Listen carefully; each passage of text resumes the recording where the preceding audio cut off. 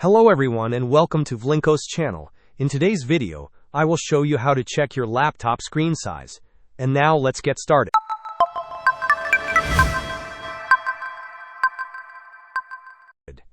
To begin checking your laptop screen size, the first step is to access your computer system information.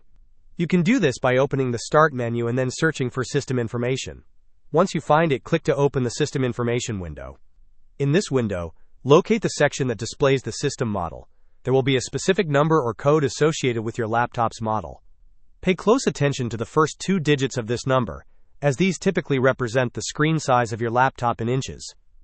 To confirm and gather more details, such as the exact display size and resolution, you can perform an internet search. Open your preferred web browser and type your laptop's model number along with the brand name. You can also add terms like specifications to refine your search results. Browse through the links that appear. You should find detailed information about your laptop, including its display size in inches and its resolution.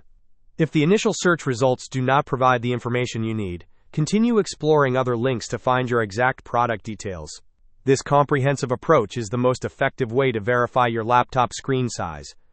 Hope this was helpful. Don't forget to like and subscribe if you enjoyed.